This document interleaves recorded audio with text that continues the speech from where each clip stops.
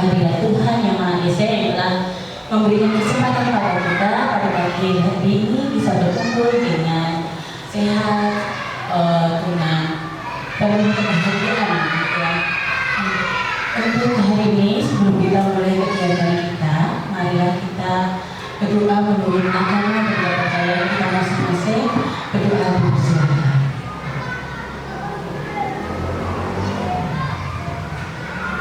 Berdoa selesai. Bapak Guru hebat, Bapak dan Ibu Guru hebat hari ini, kita akan mengadakan acara destinasi di mana ini menjadi satu tugas untuk para CGP mengeluarkan praktek baik mereka yang sudah mereka dapatkan selama pendidikan CGP. Semoga nanti apa yang dibagikan kepada kita semua dapat menjadi inspirasi dan manfaat untuk kita dalam mendidik putra putri kita di sekolah. Untuk pertama kali kita akan perkenalan dulu. Yang pertama Ibu Dwi Sumarni, Ibu Dwi Sumarni SPD dari SD Ekoran. Untuk yang kedua, nanti pemateri kita adalah Ibu Atmawardani SD dari SD Negeri Wijen. Beliau nanti berdua akan memaparkan praktek baik apa yang sudah mereka dapatkan, apa yang sudah mereka peroleh untuk kemajuan siswa-siswinya. Semoga harapannya ini nanti kita dapat mengambil ilmu yang telah mereka peroleh untuk apa? Agar kelas kita, anak-anak kita juga memiliki karakteristik yang sama seperti yang telah dipraktekkan kepada kedua narasumber kita. Mungkin dari saya cukup sekian. Nanti waktu dan tempat kita langsung kepada narasumber kita. Yang pertama nanti Bu Dwi, ya. Waktu dan tempat kami persilahkan.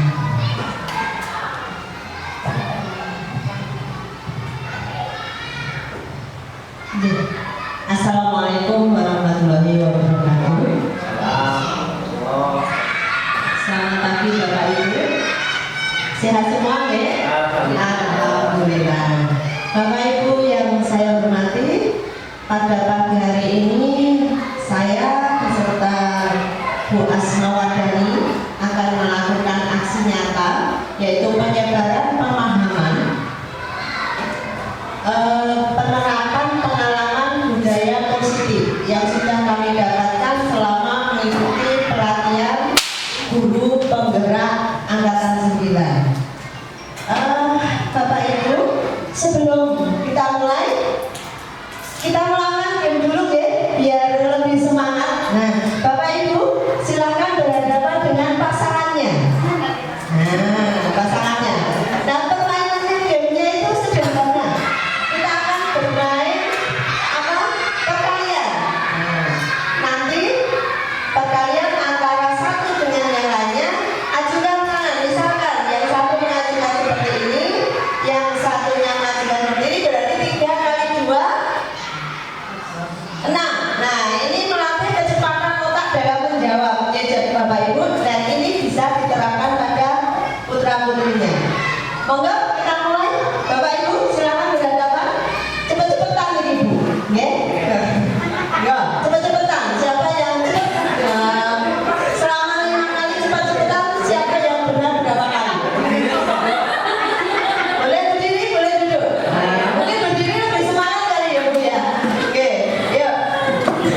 Kita mulai. 1, 2, 3. Stop. Kalau anak didik saya sambil ngomong Bapak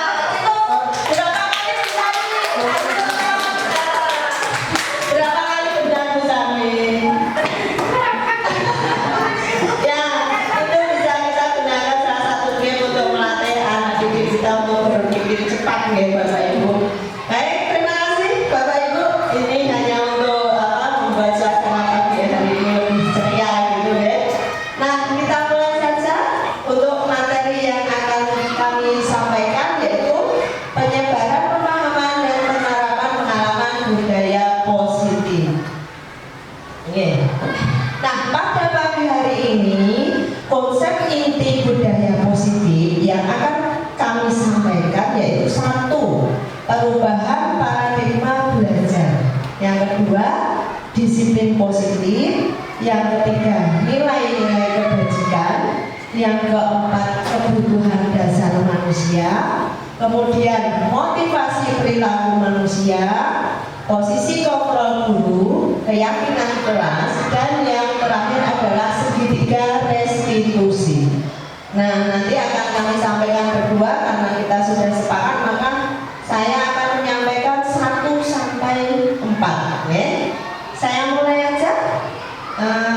Yang pertama yaitu pembelajaran dengan paradigma baru.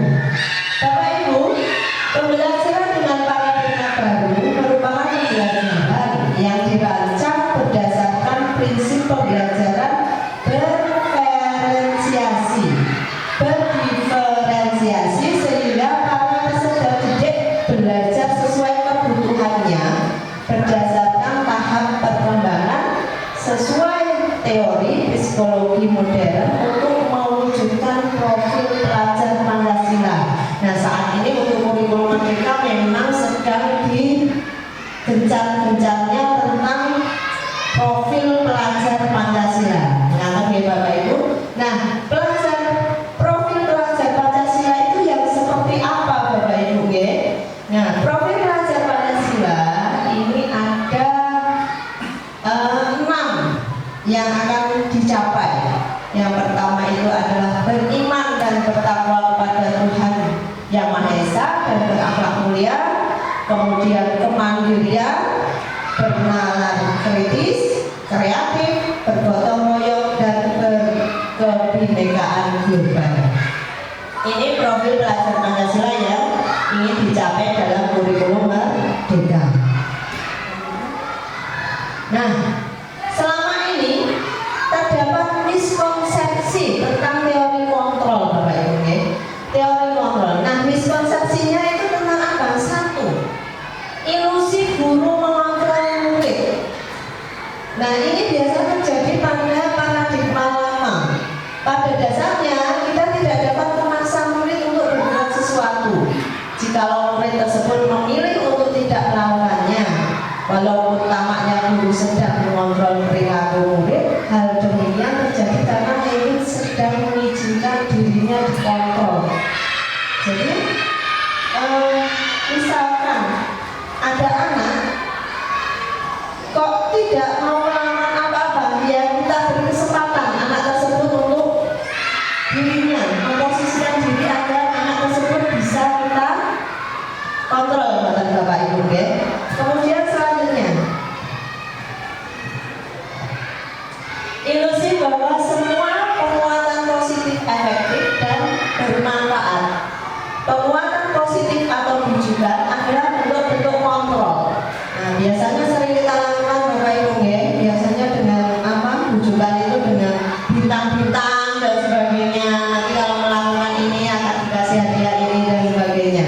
Nah, ini segala usaha untuk mempengaruhi murid agar mengulangi suatu perilaku tertentu adalah suatu usaha untuk mengontrol murid tersebut. Dalam jangka waktu tertentu, kemungkinan murid tersebut akan menyadarinya dan mencoba untuk menolak bujukan kita, atau bisa jadi murid tersebut menjadi tergantung pada pendapat sang guru untuk berusaha. Nah, ini ya, setelah ini kita berusaha, seorang guru itu berusaha mengontrol anak didik kita. Pertama memang dengan bujukan-bujukan, akhirnya ada ketergantungan dari murid tersebut. Pokoknya kalau nggak melakukan sesuatu karena perintah gurunya begitu. Selanjutnya, berikutnya, nah, miskonsepsi berikutnya adalah ilusi bahwa kritik dan membuat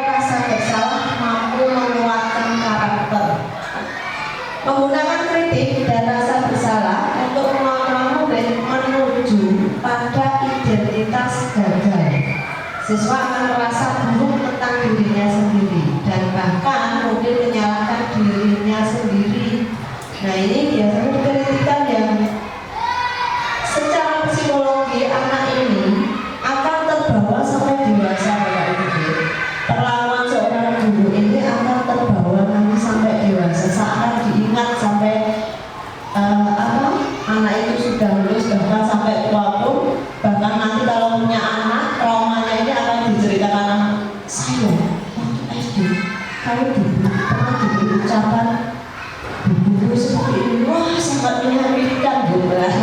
Itu ya, jangan sampai kita seperti itu.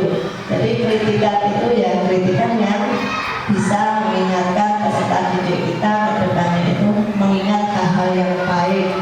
Nah ini miskonsepsi yang ke Bapak Tiga ya. Selanjutnya Bapak Ibu, ilusi bahwa semua orang dewasa berhak memaksa.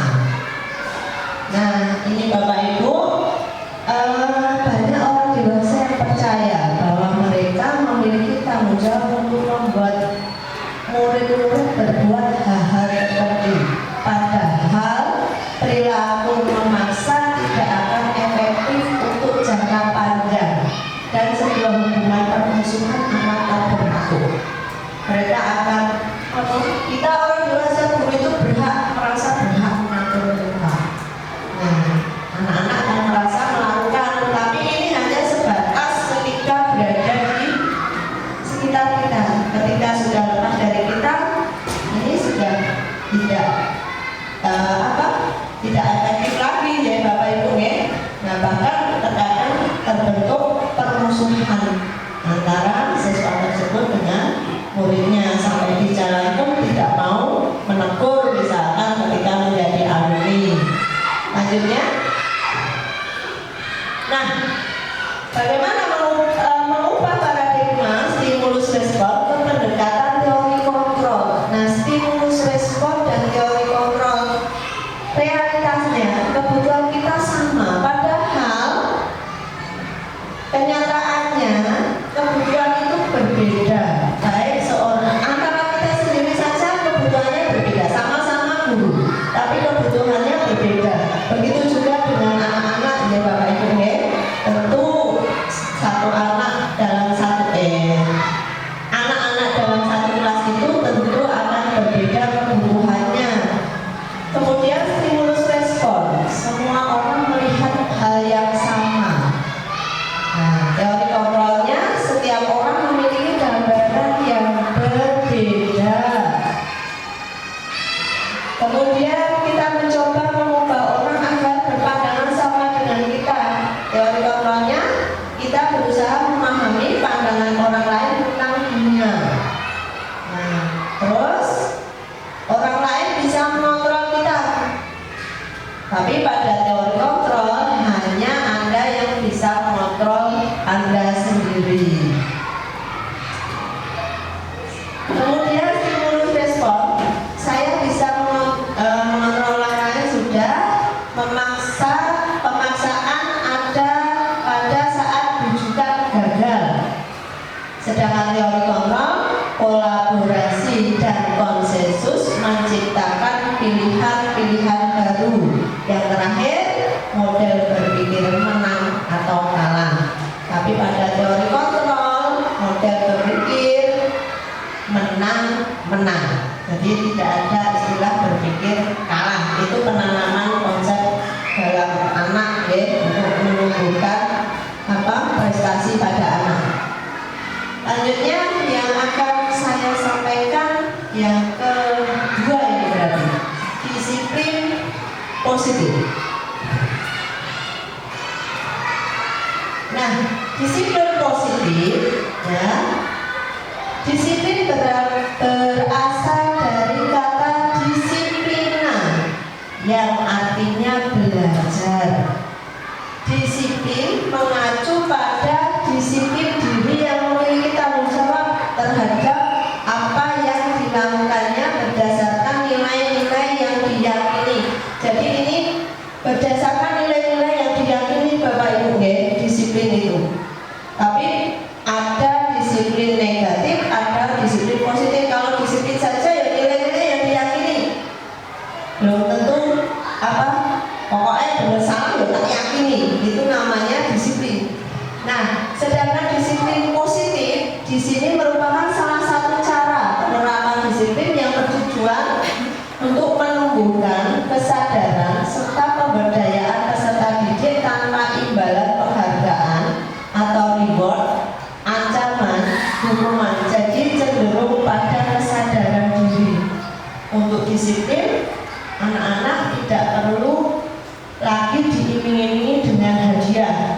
tidak perlu lagi diancam dengan hukuman.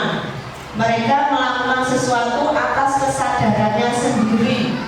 Jadi kalau kemarin kita pelatihannya itu sebenarnya hadiah reward itu tidak dianjurkan ya Bu Asma ya, malah dilarang karena apa? Hadiah itu akan menimbulkan kecenderungan anak-anak itu melakukan sesuatu karena reward.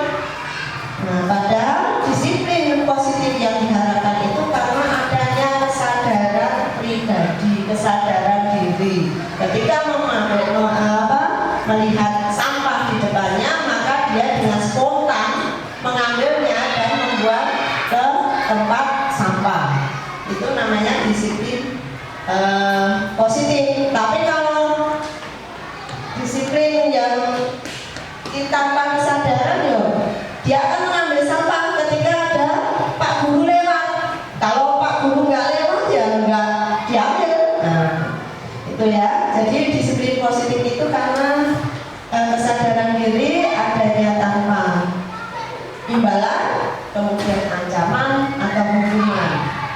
Nah, sebagai pendidik, tujuan kita adalah menciptakan peserta didik yang memiliki disiplin diri, sehingga mereka berperilaku mengacu pada nilai-nilai kebajikan universal dan memiliki motivasi intrinsik dalam perubahan perilaku ke arah yang lebih baik. Jadi tujuan sebagai pendidik ya itu tadi, menumbuhkan disiplin positif pada peserta didik. Tentunya Bapak Ibu ya, sebelum menumbuhkan disiplin positif pada peserta didik, kita sebagai guru juga harus memiliki dahulu disiplin positif ini, karena guru ini kan sebagai model untuk anak-anak didik kita. Jadi apapun tindakan kita akan ditiru dan dilihat dan ditiru oleh peserta didik. Selanjutnya, nah yang berikutnya, yang ketiga berarti nilai-nilai kebajikan. Nilai-nilai kebajikan yaitu nilai yang disepakati bersama, lepas dari suku bangsa, agama, bahasa maupun latar belakangnya. Nah, di sini sudah dituliskan ya contoh-contoh nilai kebajikan institusi atau organisasi. Di sini ada profil pelajar Pancasila yang tadi sudah ada di depan ya. Kemudian Ibo Primary Years Programs atau PYP. Ini ada toleransi, rasa hormat, integritas, mandiri, menghargai, antusias, empati, keingintahuan, kreativitas, kerjasama, percaya diri, dan komitmen. Yang contoh keterampilan hidup atau life skill ini dapat dipercaya, lurus hati, pendengaran yang aktif, tidak merendahkan orang lain, dan memberikan yang terbaik bagi dirinya. Di sini diutamakan yang memberikan yang terbaik bagi dirinya ya Bu ya. Memberikan yang terbaik bagi dirinya itu, budaya positif itu sebenarnya adalah penghargaan untuk dirinya sendiri. Lanjut Bu. Nah, yang terakhir ini, yang keempat dari saya, kebutuhan dasar manusia. Kebutuhan dasar manusia adalah segala sesuatu yang kita lakukan untuk mendapatkan apa yang kita inginkan. Seluruh tindakan yang kita lakukan memiliki tujuan tertentu, dan semua usaha terbaik yang kita lakukan adalah dalam rangka agar kebutuhan dasar kita terpenuhi dengan baik. Nah, ini definisi dari kebutuhan dasar manusia. Untuk memenuhi kebutuhan dasar manusia, tentunya manusia itu akan melakukan segala usaha. Lanjut Bu. Nah, kebutuhan dasar manusia itu ada apa saja? Ada kebutuhan bertahan hidup, ini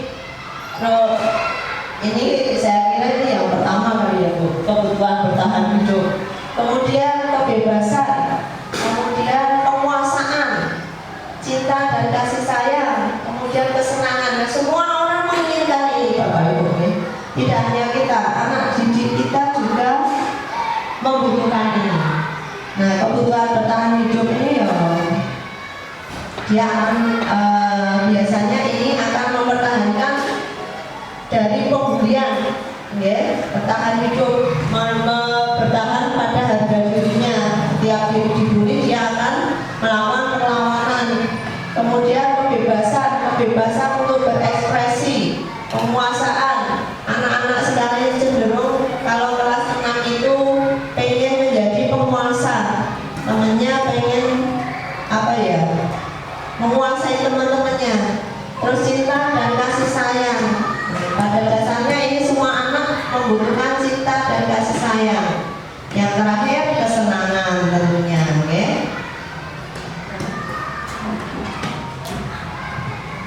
Nah, kebutuhan bertahan hidup itu apa, Bapak Ibu? Di sini sudah ada semua.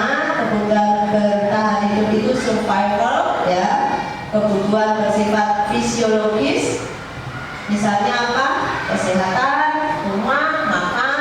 Nah, ini termasuk kebutuhan bertahan hidup. Kemudian kebutuhan akan perasaan aman, ini juga kebutuhan bertahan hidup. Terus berikutnya cinta dan kasih sayang. Ini kebutuhan untuk diterima dalam suatu kelompok. Kebutuhan untuk mencintai dan memiliki kebutuhan akan hubungan dan koneksi sosial. Kebutuhan untuk memberi, menerima kasih sayang, dan kebutuhan untuk merasa menjadi bagian suatu kelompok. Maka anak-anak itu sudah mulai punya yang namanya, kalau kita itu komunitas. Dia kalau sudah punya kelompok, nah ini biasanya itu bestie-bestinan. Kalau SD sudah mulai bestie-bestinan, dia sudah ingin dianggap dalam kelompok tersebut, oke, Bapak Ibu. Terus penguasaan, kebutuhan pengakuan atas kemampuan. Kebutuhan ini berhubungan dengan kekuatan untuk mencapai suatu, menjadi kompeten, menjadi terampil, diakui atas prestasi dan keterampilan kita, didengarkan dan memiliki rasa harga diri, penguasaan ini. Jadi pengen merasa dianggap seperti itu. Terus, nah, kebebasan. Tadi kebutuhan bebas adalah kebutuhan akan kemandirian, otonomi, memiliki pilihannya sendiri, kemudian mampu mengendalikan arah hidupnya sendiri, tidak mau dikendalikan ini biasanya, ya. Anak-anak dengan kebutuhan kebebasan yang tinggi menginginkan pilihan. Mereka perlu banyak bergerak, suka mencoba-coba, tidak terlalu terpengaruh orang lain, dan senang mencoba hal baru dan menarik. Nah, ini kemarin pembelajarannya kita diarahkan ke sini, ke kebebasan ini, kebutuhan akan pilihan. Kalau sekarang lagi digalakkan itu merdeka belajar, ya ini kalau suka mencoba-coba, kita sebagai guru memberi kebebasan untuk melakukan hal-hal seperti pada kebebasan, ya. Terus kesenangan, kebutuhan untuk merasa senang. Kebutuhan akan kesenangan adalah kebutuhan untuk mencari kesenangan, bermain, tertawa. Kemudian anak-anak dengan kebutuhan dasar kesenangan yang tinggi biasanya ingin menikmati apa yang dilakukan. Mereka juga konsentrasi tinggi saat menjalankan hal yang disenangi. Mereka suka bermain dan suka mengoleksi barang, suka bergurau, suka mengelucu, dan juga menggemaskan. Bahkan saat berlaku buruk pun mereka kesenangan ini terkadang juga ini penting, aku senang gitu. Kadang saat jam pelajaran pun mereka asik. Kalau saat ini menurut saya itu lagi asik main gambar itu loh. Nah, kalau sudah main gambar itu diberi tugas itu lebih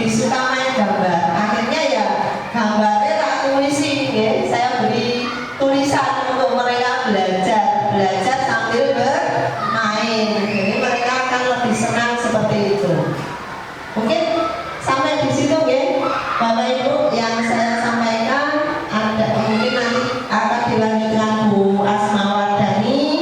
Ada kekurangan, mohon maaf jika ada kata-kata yang kurang berkenan, mohon dimaafkan. Saya juga masih perlu banyak belajar. Saya ikut ini juga karena masih perlu belajar ya Bapak Ibu ya. Kalau dulu kita enggan ya ikut guru penggerak, tapi ketika sudah ada di dalamnya ternyata ilmunya banyak sekali. Tapi tugasnya juga banyak sekali. Ya, mungkin dari saya cukup.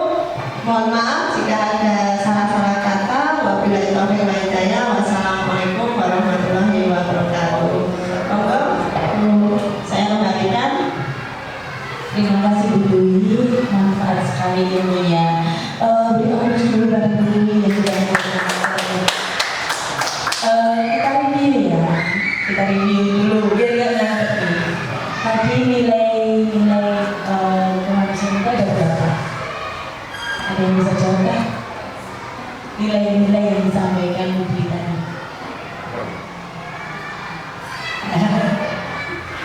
Ada berapa Bapak Ibu?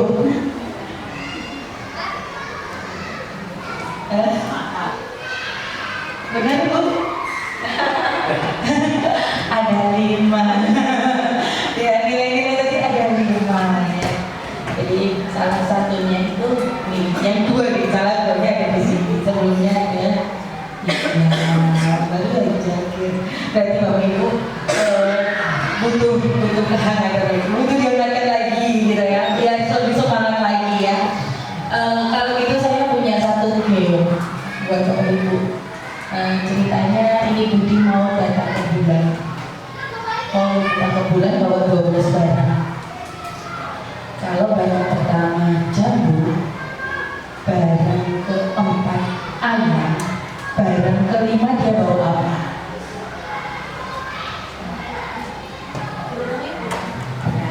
Budi ini jalan-jalan ke bulan, bawa 12 barang. Barang pertama bawa jambu, barang keempat bawa ayam, barang kelima bawa apa? Iya betul. Bagaimana? Ada yang lain? Sekarang kalau barang ke-8 bawa anggur, barang ke-7 bawa ketujuhnya bawa jemuran, barang ke-9-nya bawa apa? Iya betul. Ada yang bisa jawab nggak? Baru satu yang bisa jawab. Kuncinya apa? Kuncinya tadi kan 12 barang, mau ke bulan bawa 12 barang. Nah, dalam 1 tahun itu kan ada 12 bulan, Januari, Februari, Maret, April, Mei, Juni, dan teman-temannya. Jadi kan tadi saya bawa hari pertama, barang pertama bawa jambu, kan Januari. Barang keempat bawa ayam, kan April. Jadi barang kelima apa? Bebas, yang penting hurufnya depan M. Itu tadi game sedikit ya. Semoga nanti bisa lebih semangat. Untuk pemateri kedua kita adalah Bu Asmawardani. Waktu dan tempat yang dipersilakan.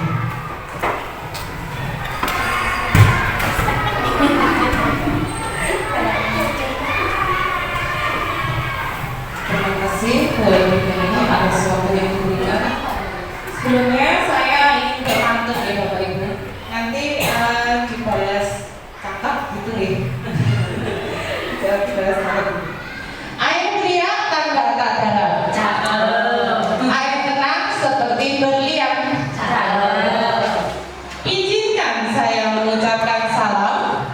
Cakep. Kepada teman-teman sekalian. Assalamualaikum warahmatullahi wabarakatuh. Bapak Ibu, kalau tadi dari sesi pertama sudah dipaparkan oleh Bu Sumarni tentang penerapan disiplin positif, tibalah saatnya sekarang saya memaparkan untuk budaya positif berikutnya yang harus saya paparkan, yaitu pertama tentang motivasi perilaku manusia. Jadi motivasi itu dibedakan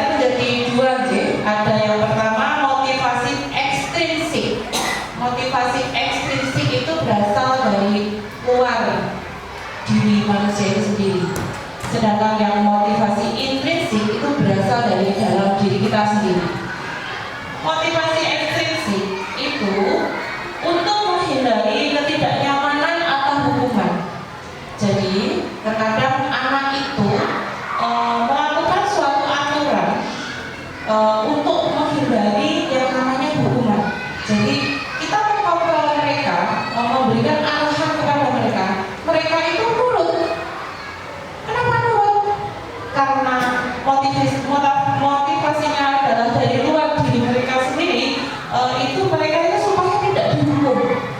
Nurutnya karena supaya tidak dihukum. Berarti itu masih berasal dari luar diri anak itu sendiri. Yang kedua adalah untuk mendapatkan imbalan atau penghargaan dari orang lain. Jadi terkadang anak itu melakukan hal-hal yang baik itu inginnya supaya mendapatkan imbalan, inginnya untuk mendapatkan penghargaan, dipuji. Kalau tidak ada orang yang melihat, mungkin mereka tidak akan melakukan hal tersebut. Kedua, hal ini tentunya masih belum baik, masih belum membentuk karakter siswa. Yang baik yaitu adalah motivasi intrinsik, yaitu tujuannya untuk menjadi orang yang mereka inginkan dan menghargai diri sendiri dengan nilai-nilai yang mereka percaya. Jadi ini timbulnya dari dalam diri anak itu sendiri. Mereka mau melaksanakan atau mengerjakan tugas dengan baik karena timbul dari dirinya sendiri. Tidak ada embel-embel supaya tidak dihukum guru supaya aku dipuji tidak. Tapi mereka percaya bahwa nilai tersebut, kalau saya mengerjakan PR, saya mengerjakan tugas, berarti saya akan belajar, saya akan mendapatkan ilham. Nilai-nilai seperti itu yang diharapkan muncul pada anak-anak didik kita. Berikut adalah perbedaan antara hukuman, konsekuensi atau sanksi, dan yang ketiga adalah restitusi. Mungkin bagi Bapak Ibu untuk hukuman dan konsekuensi sudah sering belajar. Kalau untuk restitusi, belum ya. Sama Bapak Ibu, saya itu ikut CGP ini baru mendengar istilah restitusi. Ada data restitusi. Ternyata ada seperti itu. Jadi upaya memunculkan disiplin positifnya itu ada tiga. Nah, kita bahas dulu yang hukuman. Hukuman itu tidak direncanakan atau tiba-tiba. Murid tidak tahu apa yang akan terjadi atau tidak dilibatkan. Misal nih, anak itu datang terlambat, datang ke sekolah. Lalu mereka itu kan melanggar aturan. Yang terlambat itu melanggar aturan. Akhirnya mereka diberi hukuman. Mereka tidak tahu hukuman apa yang akan diberikan kepada si anak tersebut. Ya. Terus mereka juga tidak dilibatkan dalam pemberian hukuman. Tahu-tahu dikasih hukuman lari 5 kali, berdiri di depan kelas seperti itu. Dan biasanya hukuman itu bersifat psikis atau fisik, melibatkan tubuh mereka untuk bergerak, untuk melakukan sesuatu sebagai akibat dari perilaku buruknya. Berikutnya adalah konsekuensi atau sanksi. Ini terencana atau disepakati sesuai peraturan. Murid tetap dibuat tidak nyaman dan sikap guru selalu memonitor murid. Jadi kalau konsekuensi ini, si anak itu tahu apa yang menjadi akibatnya dari perbuatan yang tidak baik itu dia tahu. Makanya dia melanggar, misalnya memakai baju tidak sesuai dengan harinya, itu melanggar. Sudah ada konsekuensinya. Anak itu tahu karena anak dilibatkan dalam pembuatannya. Sikap guru selalu memonitor murid. Jadi jika anak tidak dimonitor, anak itu seakan-akan kembali kepada tabiatnya, kembali kepada sikap yang kurang disiplin. Berikutnya yang restitusi. Nah itu yang baru. Restitusi itu apa ya? Restitusi adalah proses menciptakan kondisi bagi murid untuk memperbaiki kesalahan. Proses kolaboratif yang mengajarkan murid untuk mencari solusi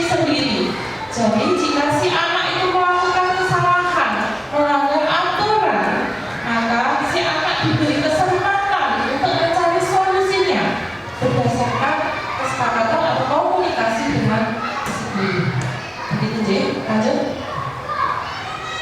Ini mendalam tentang perbedaan hukuman, konsekuensi, dan restitusi.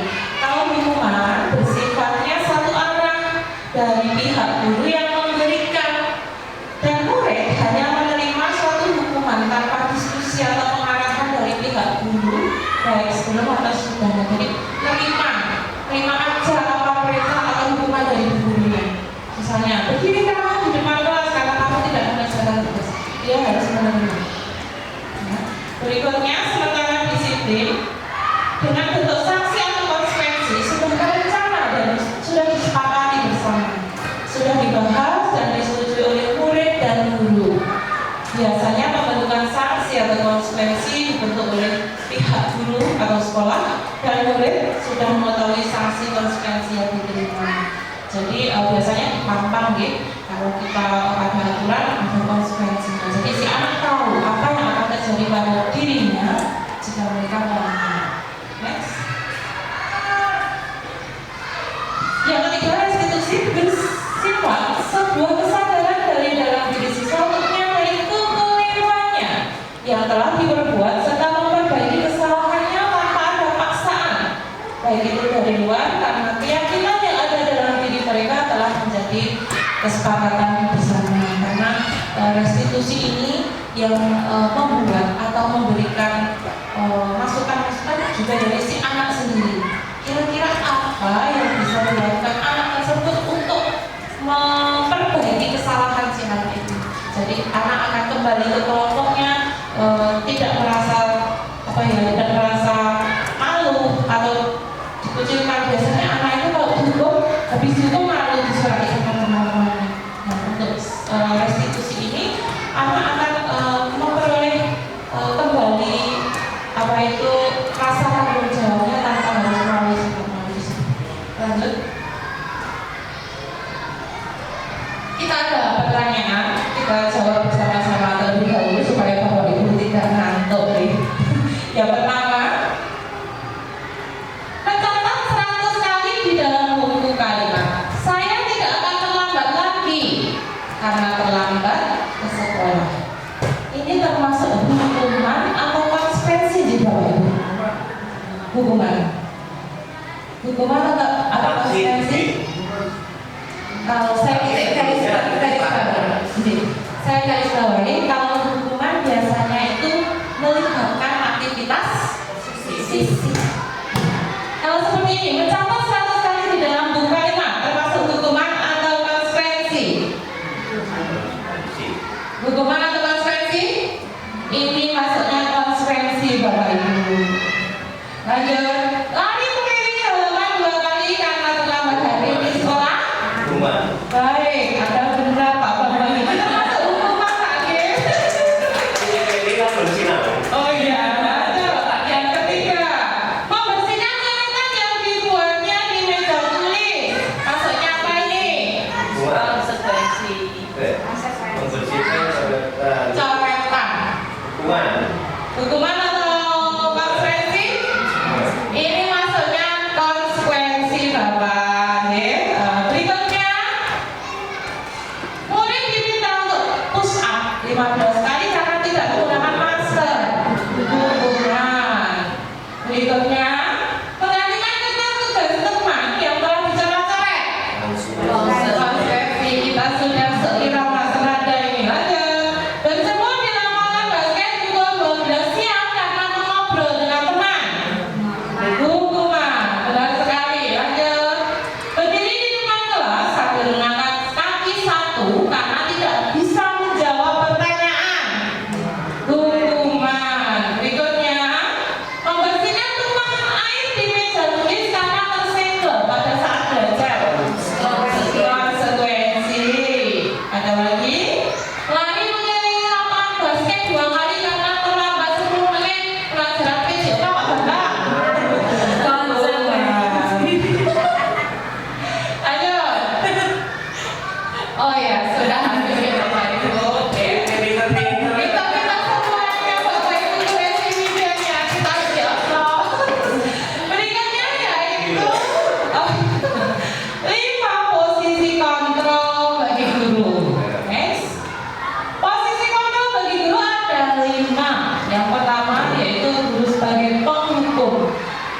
kedua, membuat orang merasa bersalah.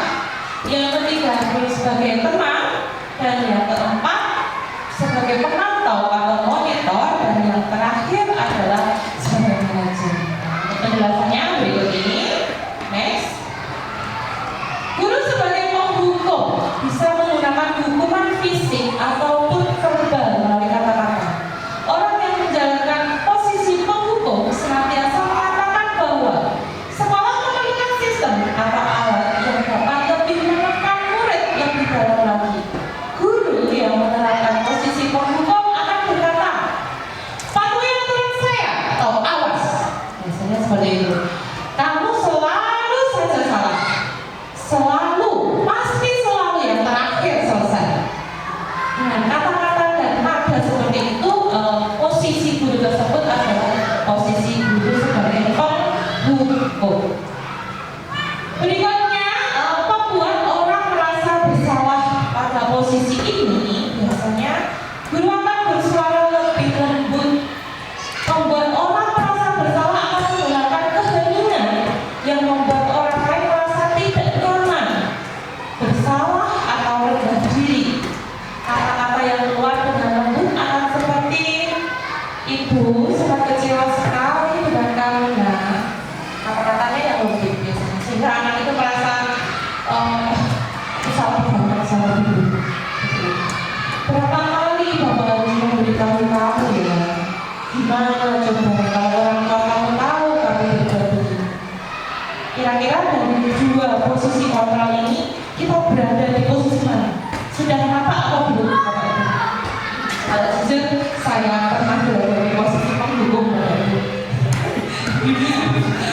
Dengan karakter anak-anak yang beraneka macam, terkadang muncul juga kalau itu posisi kontrol saya sebagai penghukum, tapi juga muncul juga membuat orang merasa bersalah. Terkadang cara yang keras tidak bisa pakai cara yang lunak. Lanjut. Berikutnya yaitu yang ketiga adalah posisi kontrol sebagai teman. Guru pada posisi ini tidak akan menyakiti murid, namun akan tetap berupaya mengontrol murid melalui persuasi atau bujukan atau rayuan. Posisi teman pada guru bisa negatif ataupun positif. Positif di sini berupa hubungan baik yang terjalin antara guru dan murid. Guru di posisi teman menggunakan hubungan baik dan humor untuk mempengaruhi seseorang. Kata-kata yang digunakan pada posisi kontrol teman ini biasanya, ayo bantulah demi bapak ya. Ayo ingat, tidak bantuan bapak sama ini. Ya sudahlah, kali ini tidak apa-apa, nanti ibu bantu bereskan. Hal negatif dari posisi teman adalah bila suatu saat guru tersebut tidak membantu si anak itu, maka anak itu akan merasa kecewa dan berpikir, wah, bapak ibu guru itu sudah tidak jadi teman saya. Ya. Berikutnya yang pada posisi pemantau atau monitor berarti mengawasi. Ya, pada saat guru mengawasi, kita itu bertanggung jawab pada perilaku orang-orang yang kita awasi. Dalam hal ini adalah anak-anak. Posisi pemantau berdasarkan peraturan dan konsekuensi. Dengan menggunakan konsekuensi itu, kita dapat memisahkan hubungan pribadi kita dengan murid. Sebagai seseorang yang menjalankan posisi pemantau, pertanyaan yang biasa diajukan saat anak melakukan kesalahan yaitu, peraturannya apa? Apa yang pernah kamu lakukan? Sanksi atau konsekuensinya apa? Lanjut. Dan yang terakhir adalah posisi kontrol seorang manajer. Ini yang posisi terakhir yang paling baik, yang paling kita dapat terapkan seharusnya sebagai seorang guru untuk mendisiplinkan anak-anak dan menimbulkan budaya positif pada diri. Posisi ini adalah posisi mentor, di mana guru berbuat sesuatu bersama dengan murid, mempersilakan murid mempertanggungjawabkan perilakunya jika si anak tersebut melakukan kesalahan dan dapat menemukan solusi atas permasalahan itu sendiri. Seorang manajer telah memiliki keterampilan di posisi teman maupun pemantau, dan dengan demikian bisa jadi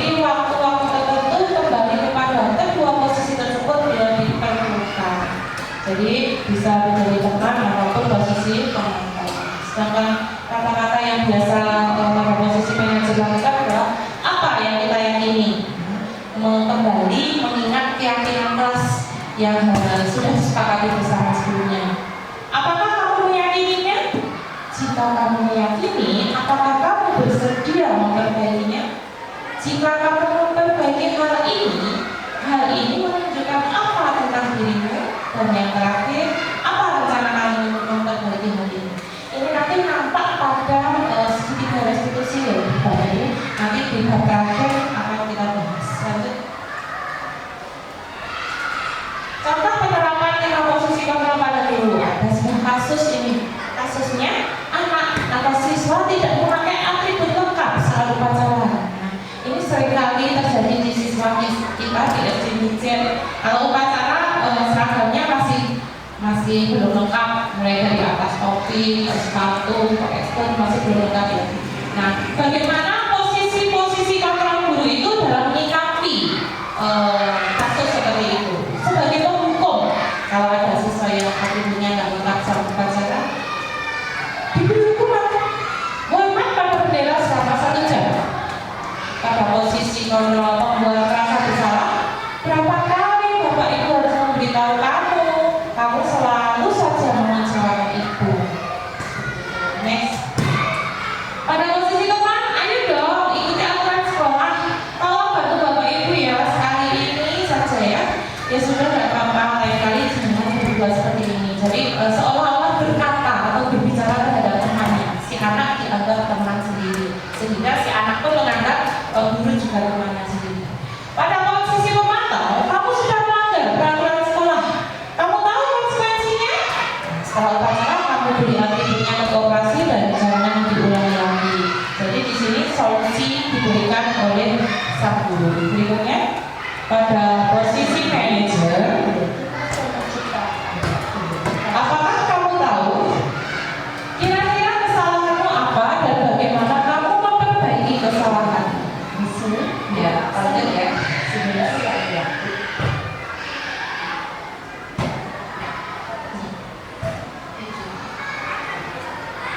Ini untuk lebih lengkapnya ada video tentang 5 posisi kontrol yang bisa kita simak.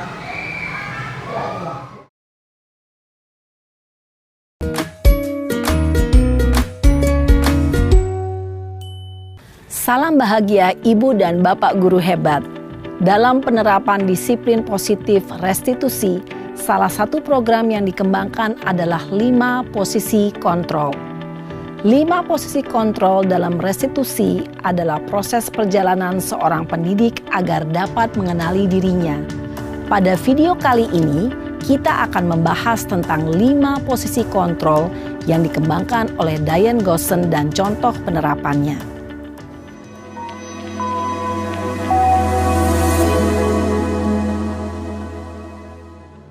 5 posisi kontrol itu adalah 1.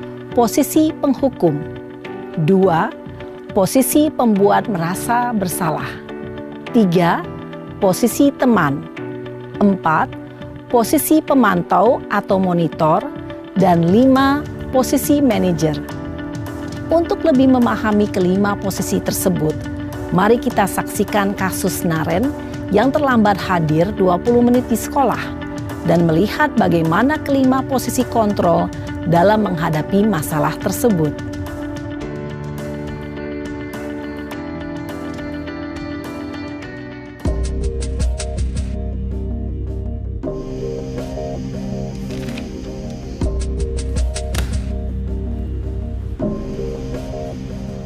Naren!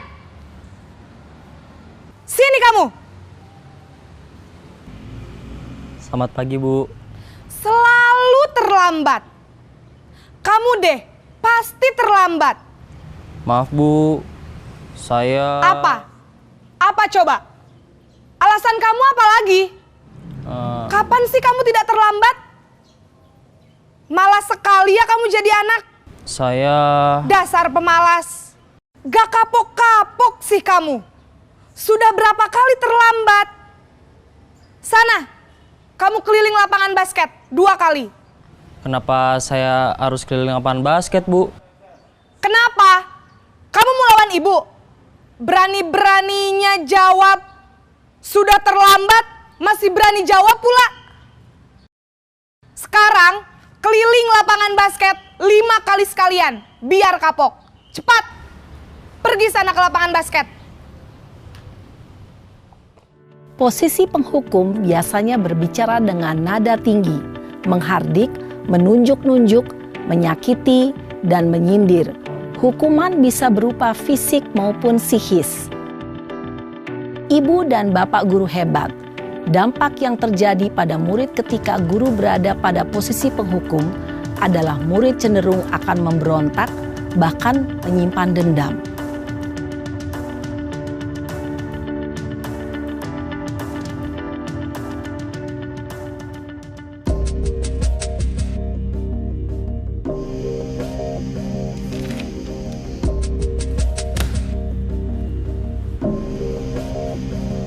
Naren!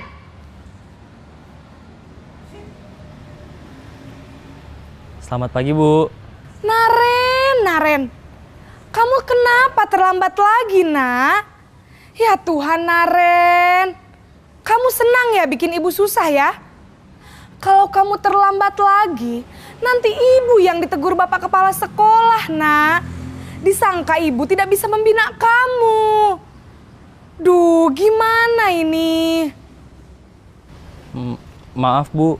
Duh Gusti Naren. Kamu suka ya kalau ibu ditegur bapak kepala sekolah? Terus, sekarang ibu harus tulis apa ini di buku absen?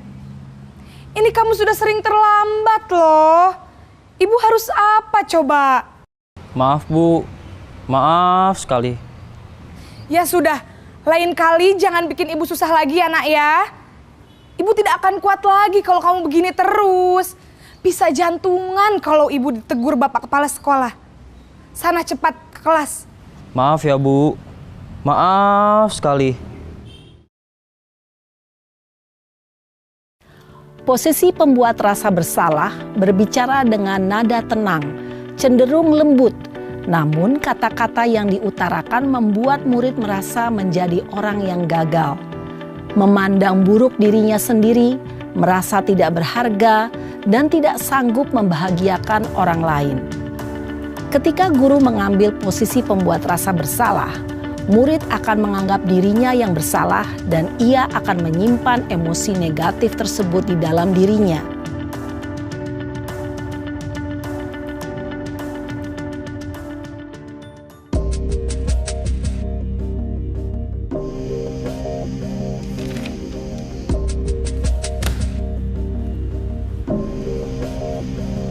Naren!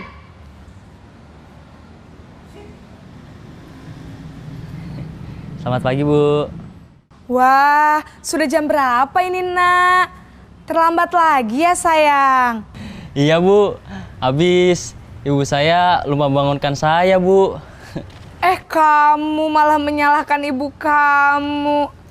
Kamu bukannya anak yang larinya paling kenceng. Kok terlambat sih? Iya, Bu. Saya memang terlambat bangun tadi. Jadi, biarpun saya lari kencang, tetap gak kekejar, Bu. Ya sudah sana. Nanti lain kali larinya lebih kenceng lagi ya. Biar gak terlambat lagi. Bikin seneng ibu. Demi ibu. Bisa kan? Bisa lah, Bu. Ya sudah sana masuk kelas. Ibu beresin urusan absen kamu. Kamu ini ada-ada saja.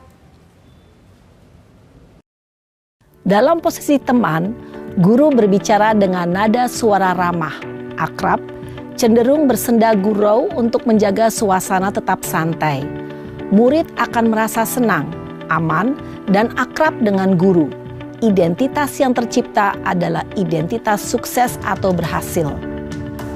Namun, perlu diingat, karena ini masih dorongan eksternal, maka ada faktor ketergantungan dari murid kepada orang tertentu. Di sini guru absennya, sehingga di lain waktu murid bisa berperilaku baik, namun hanya kepada orang-orang tertentu saja.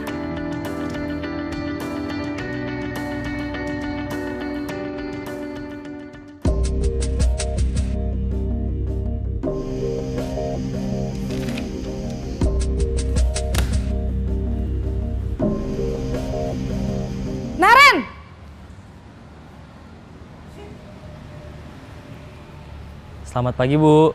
Naren, apa peraturan sekolah kita tentang jam berapa kita harus masuk sekolah, nak? Kita harus di sekolah jam 7, Bu. Iya, betul. Sekarang sudah jam 7.20. Naren sudah tahu konsekuensinya jika terlambat hadir.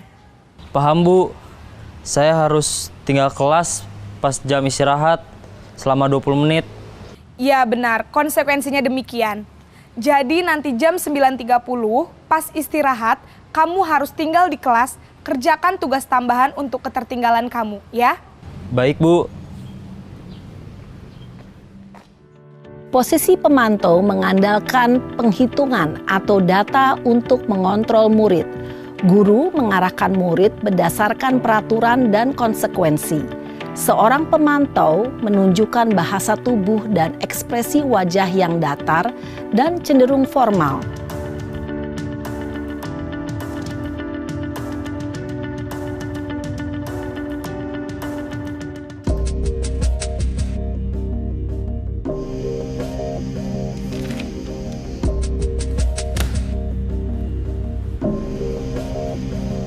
Naren!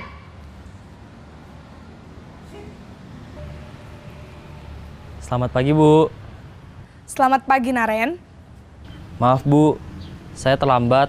Iya, sekolah masuknya jam 7, sekarang sudah jam 7.20. Jadi sekarang bagaimana ini, Naren? Maaf, Bu. Saya lupa setel alarm saya semalam. Baiklah, menurut kamu, keyakinan sekolah yang mana yang perlu kamu tingkatkan? Menghargai diri sendiri dan orang lain mungkin ya, Bu. Setuju. Jadi, apakah Naren meyakini prinsip saling menghormati tersebut? Iya, Bu. Saya meyakininya. Apakah Naren bersedia memperbaiki masalah keterlambatan ini? Bersedia, Bu. Bagaimana kamu akan perbaiki masalah keterlambatan ini? Saya akan coba untuk tidak lupa menyetel alarm saya, Bu. Baik, kalau Naren lupa menyetel alarm di rumah, ada orang yang kira-kira bisa bantu mengingatkan tidak? Ada, Bu. Kakak saya, Kak Ema. Ada lagi selain Kak Ema? Selain Kak Ema, ada ibu saya. Baik, jadi yang mengingatkan Naren adalah Kak Ema dan ibu kamu ya? Kira-kira akan mulai setel alarm kapan nih, Naren?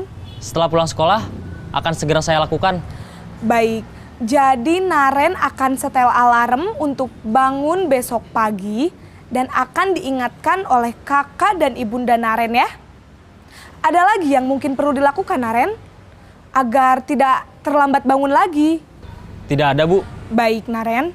Terima kasih untuk kerjasama kamu. Sekarang kamu perlu kembali ke kelas untuk belajar. Baik, Bu. Terima kasih. Posisi manajer adalah posisi kontrol yang disarankan untuk membimbing murid memiliki sikap disiplin yang positif, yaitu murid yang mandiri, bertanggung jawab, dan dapat memecahkan masalah. Tujuan dari posisi ini adalah agar murid dapat berefleksi atas tindakannya. Guru akan dengan tulus memberikan pertanyaan-pertanyaan bermakna, sehingga membuat murid dapat belajar dari kesalahannya dan mencari sebuah solusi untuk menyelesaikannya. Ibu dan bapak guru hebat, setelah mengamati adegan kelima posisi kontrol tadi, kira-kira posisi mana yang paling ideal? Posisi mana yang dapat menunjang motivasi intrinsik murid? Ya, tentu posisi manajer. Posisi ini memang posisi ideal yang ingin dituju setiap pendidik. Pada posisi inilah, guru dapat menerapkan disiplin positif yang berpihak pada murid, yang memerdekakan murid. Perjalanan seorang pendidik tentunya tidak mudah untuk sampai pada posisi seorang manajer. Namun, tujuan kita pasti, yaitu menciptakan murid-murid yang mandiri, merdeka, dan bertanggung jawab. Semoga penggambaran 5 posisi kontrol yang telah diperlihatkan ini dapat menjadi ajang refleksi bagi kita semua, agar dapat terus mengasah dan menerapkan disiplin positif yang memerdekakan murid. Mari terus berlatih dan bersemangat. Selamat menerapkan. Salam dan bahagia, Ibu dan Bapak Guru hebat.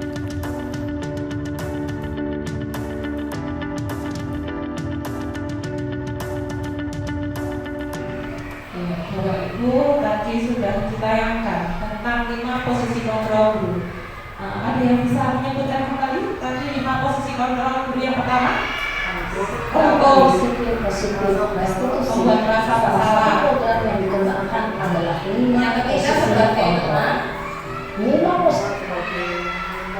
Yang keempat sebagai mentor. Yang kelima sebagai manajer. Luar biasa, tepuk tangan Bapak ya. Bagus sekali di depan ini memperhatikan ya, luar biasa sekali lagi. Calon guru penggerak berikutnya. Berikutnya kita lihat ini masuk ke posisi kontrol yang mana? Saya kecewa sekali dengan kamu. Masuk posisi kontrol ya, membuat rasa bersalah, benar sekali. Lanjut, kamu tidak pernah benar melakukannya. Penghukum, benar sekali. Apa rencanamu untuk menyelesaikan masalah ini? Manajer, betul. Lanjut, ayolah lakukan demi Bapak Ibu ya. Benar sekali. Kamu tidak akan mendapat nilai jika tidak mengerjakan tugas tutor atau mentor atau pemantau. Berikutnya keyakinan kelas ya, materi berikutnya. Mengapa keyakinan kelas? Mengapa bukan peraturan kelas? Ya. Kalau keyakinan kelas Bapak Ibu, keyakinan kelas itu dibuat oleh seluruh warga kelas. Kalau keyakinan sekolah dibuat oleh seluruh warga sekolah. Sedangkan peraturan kelas atau peraturan sekolah itu yang membuat adalah guru atau sekolah. Anak tidak dilibatkan secara langsung. Bedanya seperti itu. Ini sudah ya, gambar yang di situ adalah kemarin saya coba untuk mempraktekkan pembuatan keyakinan kelas saya menggunakan kertas pop-it. Ya, jadi anak-anak akan memberikan masukan kira-kira aturan apa yang mereka bisa sampaikan untuk dapat dijadikan keyakinan kelas. Untuk keyakinan kelas ini diusahakan untuk menggunakan kalimat yang positif. Tidak ada kata tidak datang terlambat. Nah, itu harus diganti menjadi datang tepat waktu. Tidak boleh membuang sampah sembarangan. Menjadi bagaimana kalimat positif? Membuang sampah pada tempatnya. Luar biasa Pak ya. Begitu kan? Jadi keyakinan kelas itu dibuat oleh warga kelas, baik itu guru maupun anak. Dan yang kedua menggunakan kata-kata yang positif serta menunjukkan nilai-nilai universalnya. Lanjut, segitiga restitusi. Nah, ini segitiga restitusi itu apa ya? Suatu proses dialog yang dijalankan oleh guru agar dapat menghasilkan murid yang mandiri dan bertanggung jawab. Next, ada 3 tahapan dalam segitiga restitusi. Yang pertama adalah menstabilkan identitas. Berdasarkan prinsip membuat kesalahan adalah bagian dari proses pembelajaran. Dengan kata-kata berbuat salah itu wajar. Tidak ada manusia yang sempurna. Bapak Ibu juga pernah melakukan itu. Bapak Ibu tidak mau mencari siapa yang salah, tapi Bapak Ibu ingin mencari solusi dari permasalahan ini. Kamu berhak merasa begitu. Jadi kata-kata itu dilontarkan saat kita mendampingi anak-anak yang sedang melakukan kesalahan atau permasalahan. Lanjut. Langkah kedua adalah validasi tindakan yang salah berdasarkan prinsip setiap perilaku berupaya memenuhi suatu kebutuhan tertentu. Jadi anak itu melakukan kesalahan atau melanggar peraturan itu karena ada salah satu kebutuhannya yang tidak terpenuhi. Tadi dari Bu Sumarti sudah disebutkan ada 5 kebutuhan dasar manusia yang harus dipenuhi.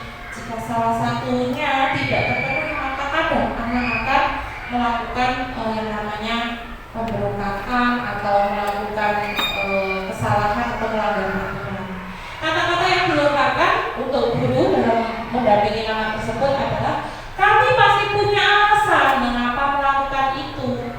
Padahal kamu bisa melakukan yang lebih buruk dari ini ya.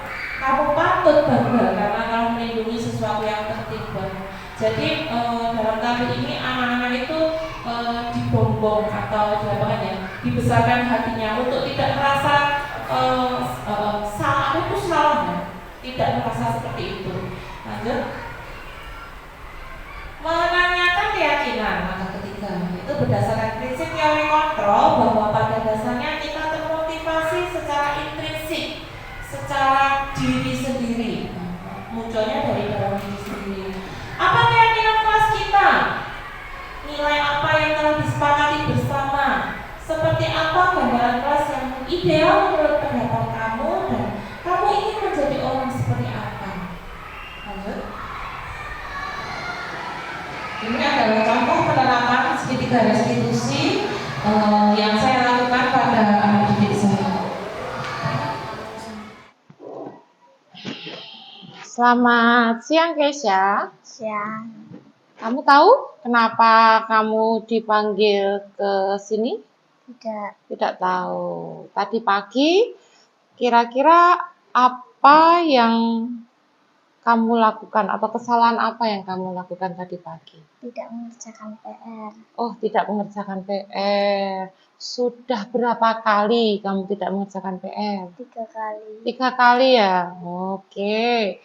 Kira-kira tidak mengerjakan PR itu perbuatan yang baik atau kurang baik? Kurang baik. Kurang baik ya, kamu tahu itu ya.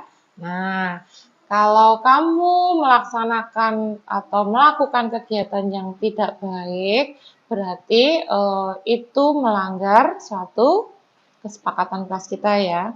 Tidak apa-apa, saya pun pernah melakukan kesalahan atau pernah melakukan hal yang kurang baik. Tetapi Bu Guru di sini tidak akan mencari alasan atau mencari sumber masalahnya siapa, tidak. Bu Guru tidak akan menyalahkan siapa-siapa. Tapi di sini Bu Guru akan mencari solusi yang terbaik bagaimana atas masalah ini ya Kesha ya. Ya. Oke. Kira-kira Bu Guru ingin tahu kenapa kok kamu sering tidak mengerjakan PR? Karena ketiduran saat main HP. Oh, main HP. Sering sekali main HP di rumah? Oke, sampai ketiduran ya? Ya. Lupa tidak belajar? Ya. Betul. Oke, kira-kira kalau kamu tidak belajar, terus karena main HP sampai ketiduran, berarti kamu melanggar keyakinan kelas kita tidak? Melanggar. Melanggar keyakinan kelas ya. Melanggar keyakinan kelas yang nilai apa? Nilai apa yang kamu langgar? Nilai kedisiplinan. Oh, kedisiplinan ya. Berarti kamu tidak disiplin untuk mengerjakan PR yang telah ditugaskan kepada kamu ya, akibat tidak belajar. Oke. Kira-kira kalau kamu tahu kamu melanggar keyakinan itu, berarti menurutmu apa yang seharusnya kamu lakukan supaya kesalahan ini tidak terulang lagi? Tidak main HP. Tidak main HP lagi. Oh ya, terus apa lagi? Ingin belajar. Belajar. Nah, belajarnya ditingkatkan. Biasanya belajar dengan siapa? Ibu. Oh, belajar dengan ibu. Berarti kira-kira apakah kamu di rumah akan meningkatkan belajarmu Ya. dengan didampingi siapa? Ibu. Oke, kira-kira kapan kamu akan melaksanakan apa yang kamu rencanakan ini? Nanti malam. Oh, nanti malam ya. Berarti nanti malam kamu mulai untuk tidak Main HP. bermain HP. Terus mulai untuk Belajar. belajar didampingi oleh Ibu. ibu. Oke, berarti nanti PR diharapkan bisa dikerjakan ya. Ya. Oke, nggak apa-apa. Semoga kesalahan ini tidak terulang kembali ya. Ya. Kamu bisa belajar lagi, mengerjakan PR lagi, sehingga kamu nanti menjadi anak yang berprestasi. Kesalahannya jangan diulang lagi ya Kesha ya. Ya. Semangat belajarnya. Sekarang kembali ke kelasmu. Ya. Oke, terima kasih. Itu tadi adalah contoh penerapan segitiga restitusi yang sudah saya coba terapkan di kelas saya di Bapak Ibu. Mungkin nanti dari Bapak Ibu semuanya bisa menerapkan juga untuk segitiga restitusi dalam mencari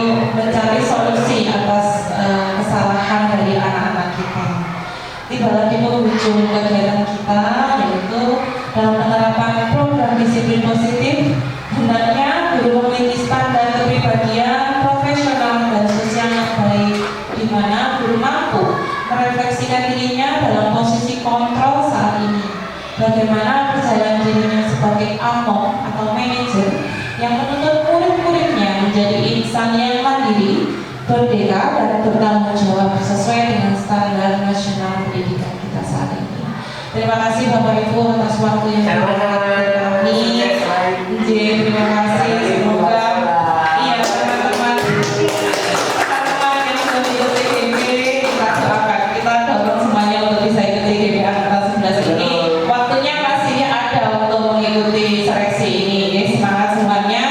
Dan saya pribadi selaku rekan saya Putu Sumarni mengucapkan banyak terima kasih. Mohon maaf atas segala kesalahan kami baik sengaja maupun tidak sengaja.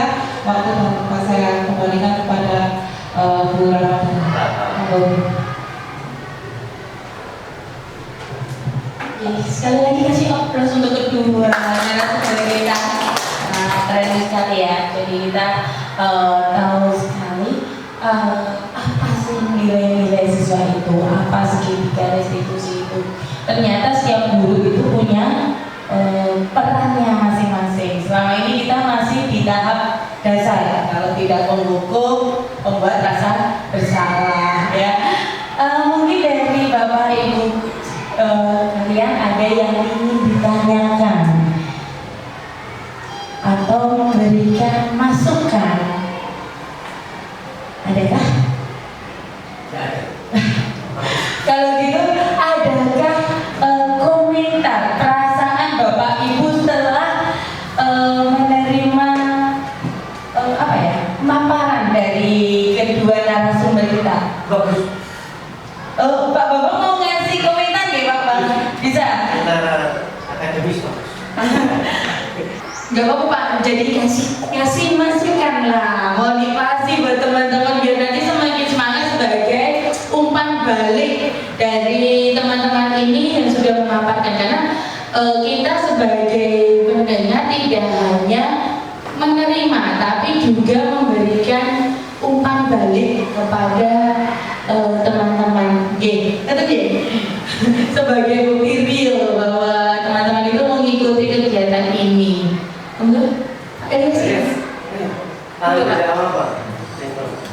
Sebelumnya terima kasih. Assalamualaikum warahmatullahi wabarakatuh. Waalaikumsalam.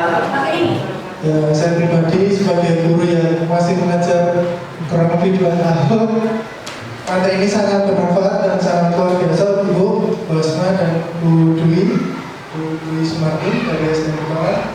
Bahasanya tidak terbayangkan ketika ada sebuah materi tambah mengenai restitusi tadi. Bahasanya yang kita ketahui apabila saya di kuliah itu hanya mengetahui yang adanya hukuman atau konsekuensi yang ada di tingkat kampus itu. Dan di sini ada tambahan restitusi yang bisa menambah wawasan dan menambah bagi guru juga, terutama saya pribadi. Dan juga ada pengembangan guru, di mana guru itu ada bermacam-macam sebagai penghukum, ada juga guru sebagai teman, manajer, mentor, ataupun sebagai memberikan pesan-pesan kepada. Jadi di mana ya saya pribadi kebanyakan dan masih jauh dari guru sebagai manajer, tapi saya pribadi ingin berusaha sebagai pemaparan Bu Asma tadi dan Bu Dwi untuk menjadi guru yang sesuai dengan keinginan anak-anak, sebagai guru yang bisa patut sebagai teladan, meskipun saya masih kurang dan sangat jauh sebagai guru tersebut. Tetapi di sini saya akan berusaha dan semoga saya bisa berjuang menjadi calon guru negara 3 tahun yang akan datang. Terima kasih. Wassalamualaikum warahmatullahi wabarakatuh. Ya, terima kasih sekali. Itu tadi pemaparan dari guru penggerak kita. Semoga ilmu yang kita dapatkan pada pagi hari ini bermanfaat. Selanjutnya kita tutup dulu ya untuk sesi yang pertama. Untuk sesi yang pertama kita tutup dulu. Kita tutup dengan Alhamdulillah bersama-sama. Alhamdulillah. Rabbil alamin. Hidayah dan hidayah. Assalamualaikum warahmatullahi wabarakatuh.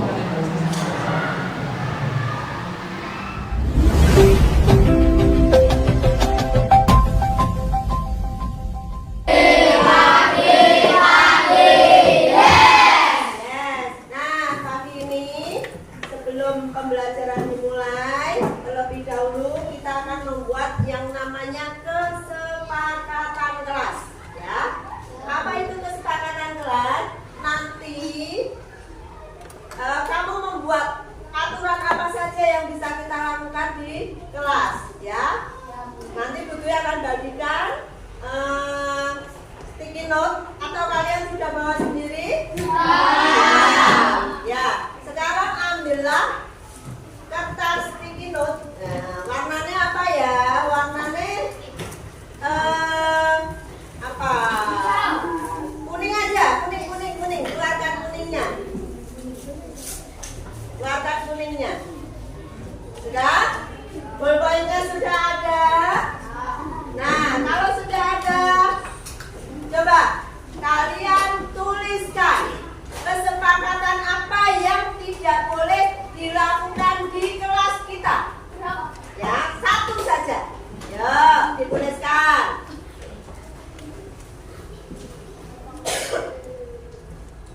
Ya, dituliskan Mas Putut.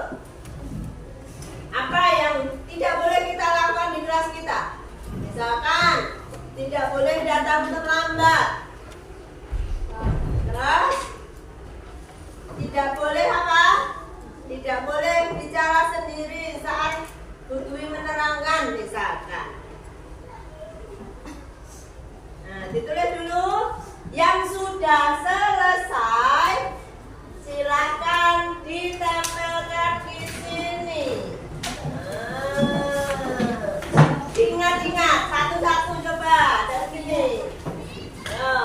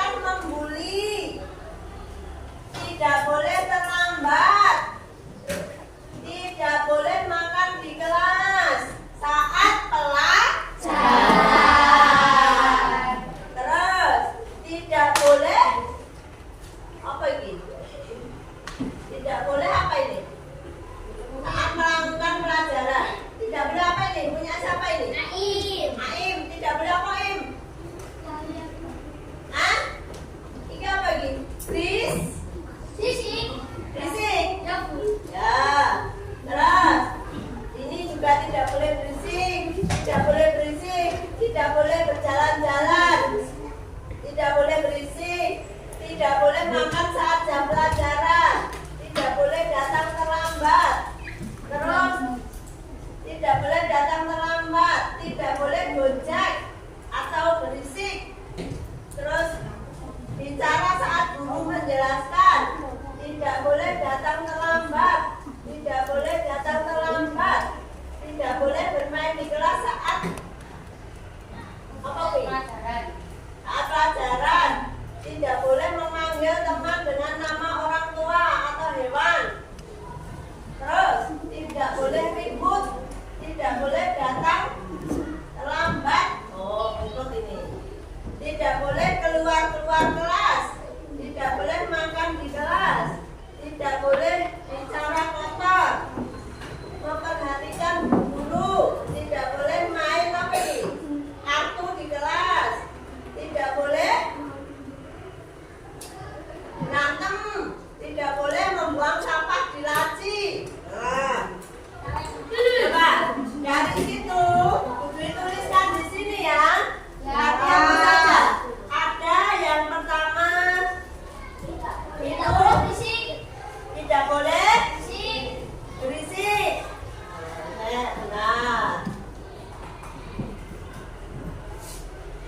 Tidak boleh berisik. Kemudian apa lagi?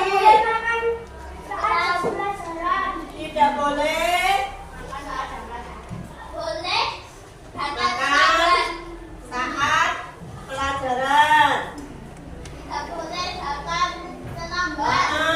Tidak boleh datang terlambat. Apa lagi? Tidak boleh terlambat.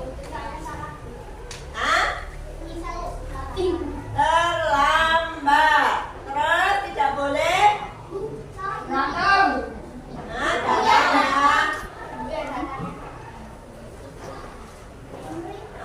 Tidak boleh berantem. Terus tidak boleh berkata kotor. Terus apa lagi? Tidak boleh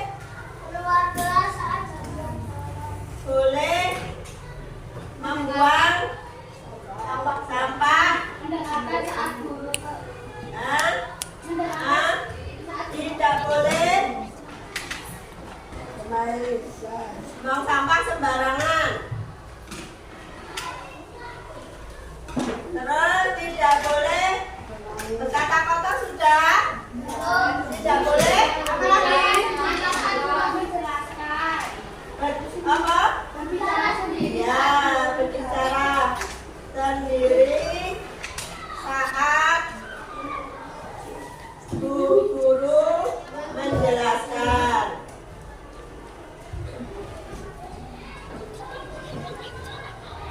Apa lagi? Itu tadi apa lagi?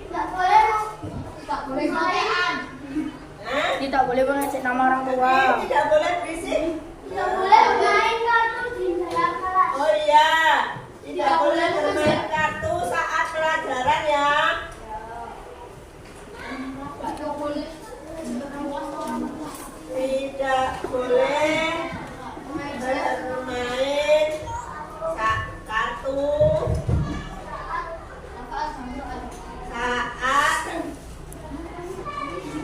pelajaran. Sudah? Tidak boleh mengecek nama orang tua. Hah? Tidak boleh Oh, tidak boleh. Ya. Tidak boleh memanggil nama teman dengan nama orang tua. Nah, tidak boleh membuli teman, ya kan?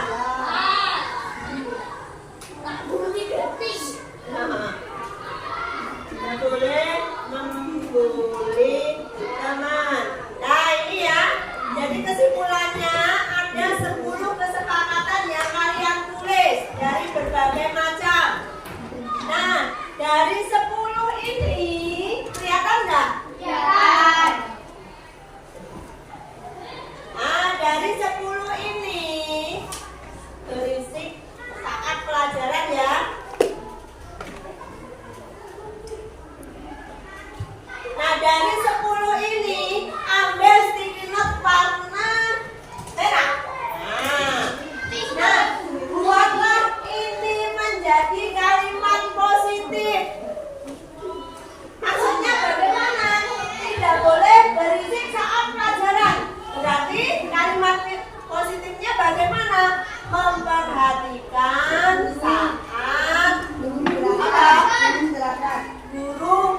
menjelaskan, ya kan? Terus bawahnya bagaimana? Tidak boleh makan saat pelajaran. Berarti apa? Nah, makan hanya saat jam istirahat. Nah, tadi yang kamu tulis buatlah menjadi kalimat positif. Yuk, tulis. Apa tadi? Apa tadi yang kamu tulis? Apa tadi yang kamu tulis? Ya. Tadi apa kamu tulisnya, Dok?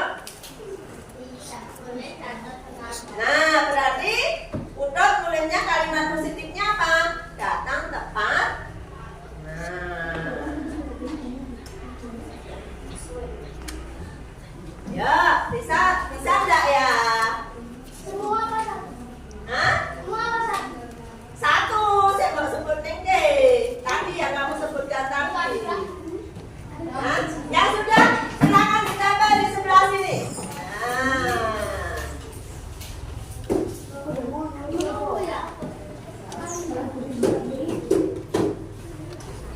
Gelasnya.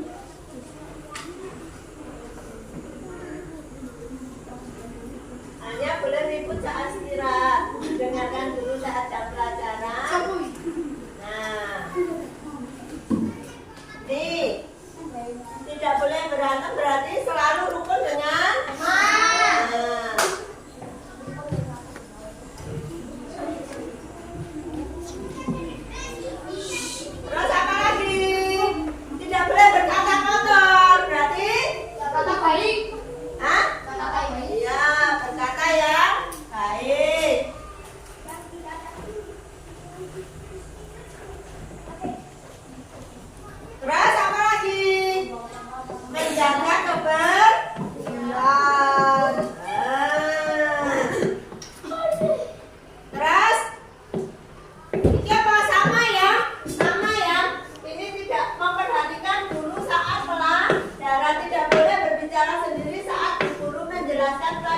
berarti sama dengan nomor 1. Memperhatikan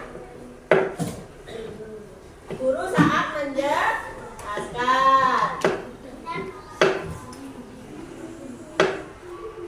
Terus bawahnya tidak boleh bermain kartu saat pelajaran. Berarti bermain kartu saat istirahat. Ada nggak yang nulis di sini?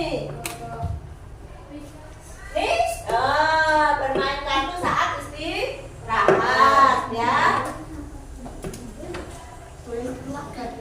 Bermain kartu saat jam istirahat.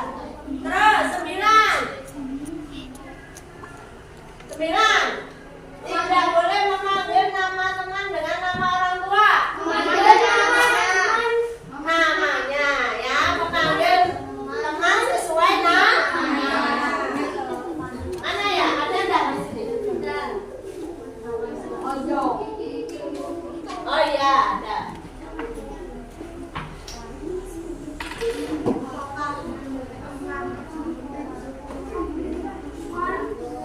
Memanggil teman sesuai dengan namanya. Terus terakhir apa? Tidak boleh membuli teman. Hah? Berteman dengan baik. Oh, siapa tadi yang menuliskan? Berteman dengan baik. Ya. Nah.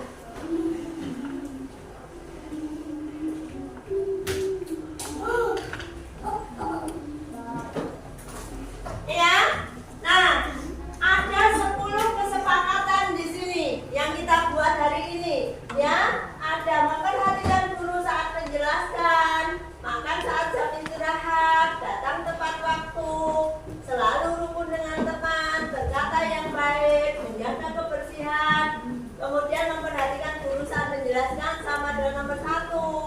Terus bermain kartu saat jam istirahat, memanggil teman sesuai dengan namanya. Nah, Butui harapkan kalian saat berada di kelas mematuhi apa yang sudah kita sepakati bersama. Sepakat nggak dengan ini? Sepakat. Kalau sepakat, maka namanya kesepakatan berarti harus dipatuhi, ya, dengan segala konsekuensinya. Nah, bisa anak? Bisa. Bisa? Ya. Jadi nanti Butui harap ini sekretaris kelas nanti membuat, ya, dibuat yang bagus, tulisan yang bagus, nanti kita tambah di dinding kesepakatan kelas agar kalian bisa membacanya setiap saat. Begitu ya anak-anak? Ya. Bisa diterima? Bisa. Baik, kalau sudah bisa diterima, maka pelajaran hari ini akan kita mulai. Gitu ya? Ya.